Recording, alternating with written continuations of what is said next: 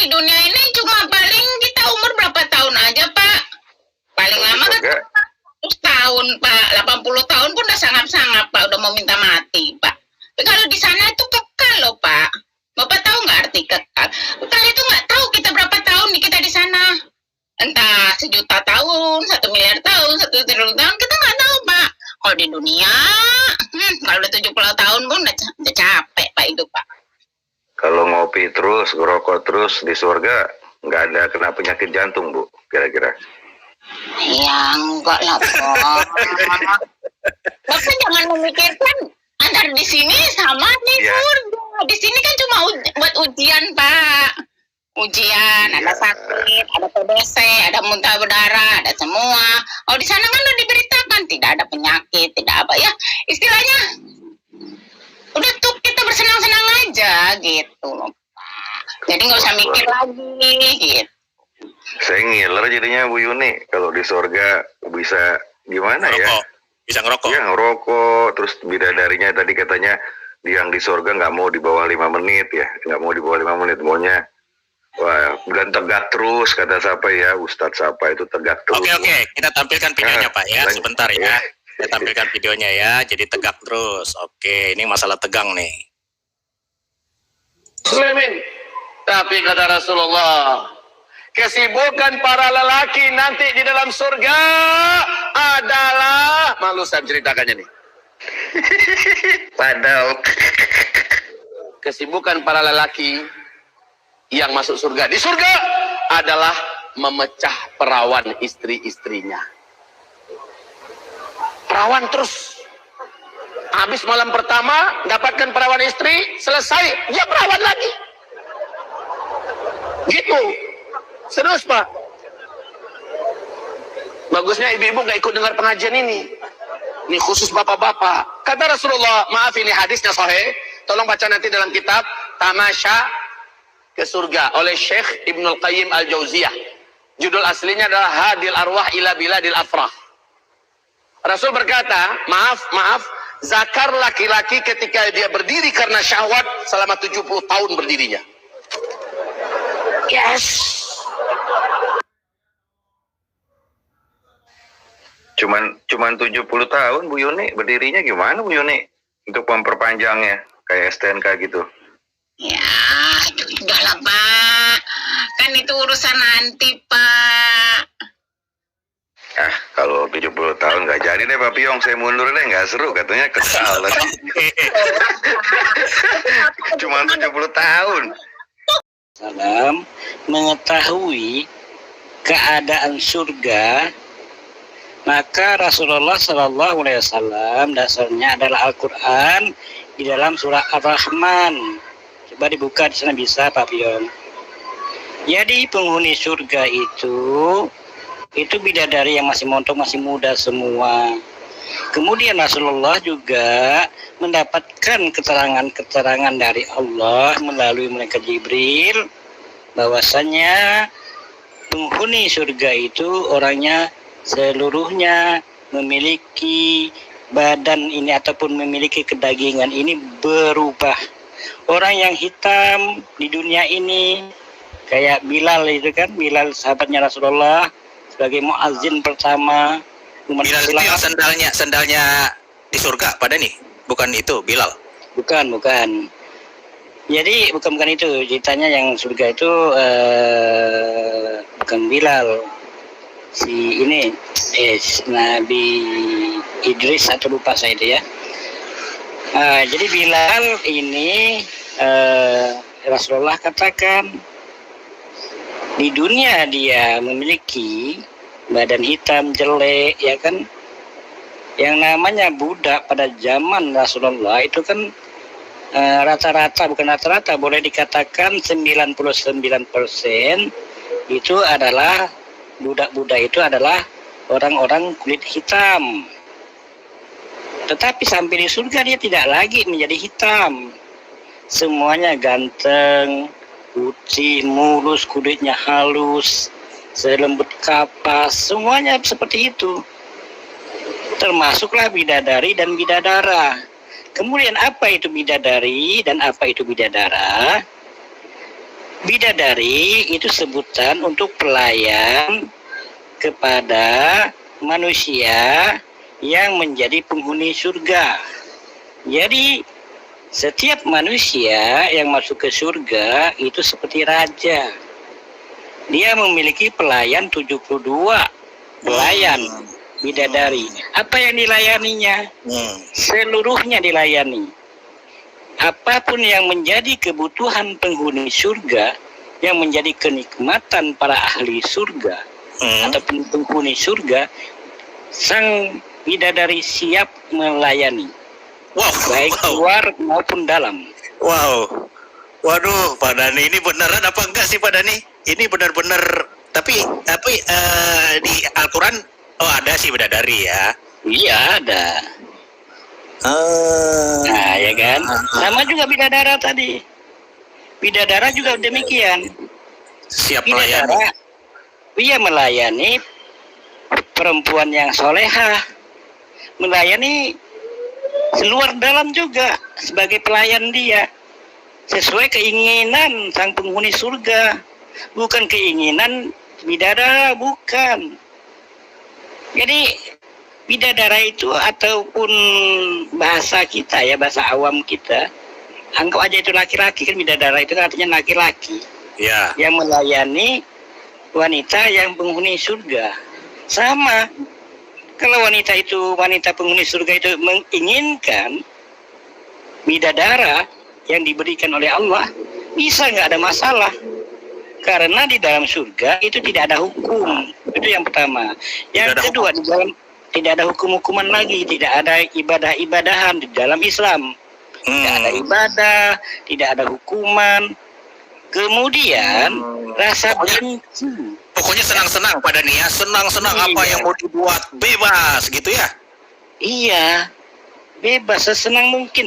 Itulah yang namanya surga. Jannah kan artinya tempat segala kenikmatan. Bagi siapa?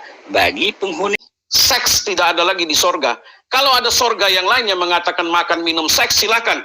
Di sana kita menyembah Elohim Adonai dalam penyembahan yang penuh dengan hadirat Tuhan. Jadi orang kalau ada di dalam hadirat Tuhan tidak akan sanggup berdiri di hadapan Tuhan. Ya.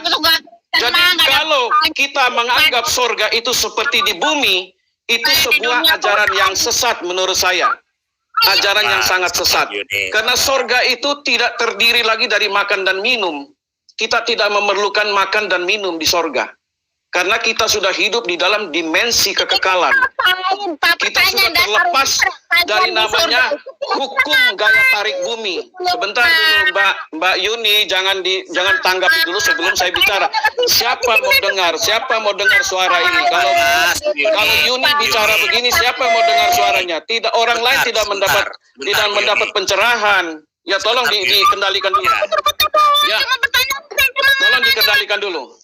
Aduh, ini berisi kanal pot bocor ini. Sebentar, dengar dulu orang ngomong. Gitu Pak, rugi. Nah ini Pak, saya bilang Pak Piong, ini orang pengacau. Dan dia ingin mengacau channel-channel Kristen. Dengan lengkingan-lengkingan suaranya ini memang dia sengaja, dia dibayar untuk ini. Dia dibayar untuk bikin grecoin di channel-channel Kristen. Sudah ketahuan Pak. Sangat ketahuan. Karena dia tidak mau mendengar. Ini bukan rumahmu. Sebentar. Ini rumah orang lain yang kau harus hargai. Kita bisa lihat bagaimana karakter orang ini. Bu Yuni, sebentar. Bu Yuni. Aduh, Bu Yuni sebentar ya. Ini kan Pak David menjelaskan dulu tadi Bu Yuni. Iya, dengar Bu Yuni. Tadi udah saya sampaikan. Buat kita, teman-teman, buat kita Pak Piong dan teman-teman semua Kristen, kita tidak rugi. Kita tidak akan rugi. Artinya apa? Silakan kamu mau katakan sorga kamu penuh maksiat, penuh seks. Ya, 70 tahun barang laki-laki boleh berdiri tanpa celana. Silakan. Ya, berseks di dalam satu mutiara yang sudah didesain oleh Tuhannya. Silakan. Itu kepercayaanmu, itu imanmu. Tetapi iman Kristen mengatakan tidak ada seks di surga. Itu Anda harus menghargai. Ya. Iya, Karena itu iman kami, bukan iman kamu. Ya, kalau kamu mengatakan di sorga itu ada jual beli, ada dagang, ada segala macam, ada minuman keras, ada makan hatikan paus, ada minum wedang jahe, itu sorgamu. Ada pasar Jumat, itu sorgamu, silakan. Tapi sorga Kristen sudah terlepas dari namanya hari. Karena apa? Tidak ada namanya hari lagi di sana. itu saya Tidak tanya. ada lagi malam di sana. Yang adalah cahaya Tuhan menerangi sorga itu sendiri. Tidak ada lagi. Jadi kalau kamu mengatakan, wah, nggak enak sorga ini. Saya mau sorga yang seks. Saya mau sorga yang tipu-tipu. Saya mau sorga yang iri hati. Saya mau sorga yang najis. Itu silakan. Itu bukan sorganya orang Kristen. Sorga orang Kristen bukan seperti itu. Kita Itu saya tanya, adalah apa sudah di surga masuk mana, di dalam Pak? kekekalan. Berarti kita sudah lepas dari hukum dunia. Kita sudah lepas dari hal-hal duniawi. Waktu kita di dunia, kita perlu makan, kita perlu minum. Karena tubuh jasmani, Tuhan sudah desain tubuh jasmani perlu makan, perlu minum. Kita perlu energi, kita perlu nutrisi. Itu silakan.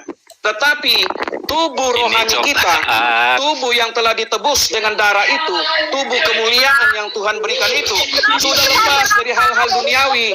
Jadi silakan kalau Anda mau katakan sorga Anda penuh dengan seks, pesta seks seperti yang Ustadz katakan, silakan. Bahkan dikatakan minum kopi, masuk sorga, rokok ada di sorga. Itu urusan kalian, iman kalian. Kita tidak pusing soal itu.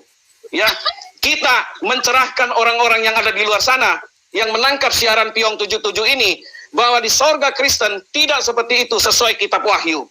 Silakan teman-teman yang lain melanjuti. Ya, baik. Terima kasih Bung David. Sebentar. Ya, Bu Yuni, sebentar dulu Bu Yuni. Aduh, Bu Yuni ini. Ngapain gitu? Iya. Sebentar nanti Bu Yuni. Putar nggak ada jawaban. Iya, Bu Yuni. Bu Yuni. Pak, mau shopping, mau orang bule telanjang. Mau apa? Mau makin Telanjang, Bu Yuni. Apa di surga telanjang? Aduh. Di surga telanjang di balik tuh, Pak. Bu Yuni memang enak diperawani ya Bu Yuni. emang surga Enak diperawani. Bu Yuni. Rasanya gimana Bu diperawani?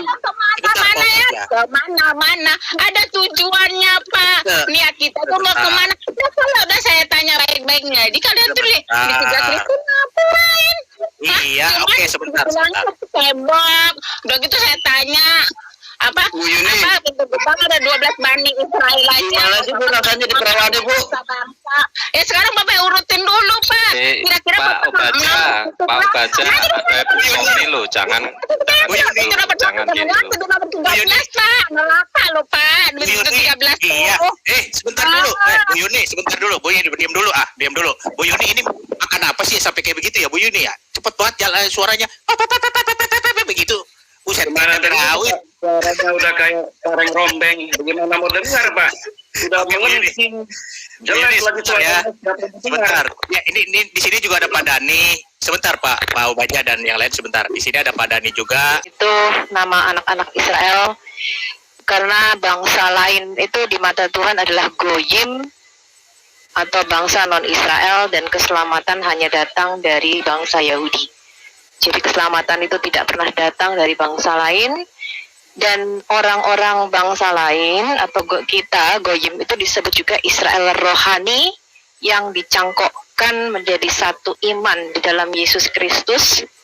Jadi Yesus Kristus itu menjadikan orang yang jauh, kata Paulus, kita ini yang jauh ya, yang dikatakan bangsa tidak bersunat, dijadikan satu dengan bangsa yang bersunat, kata Paulus, yaitu mereka yang dekat, menjadi satu manusia yang baru.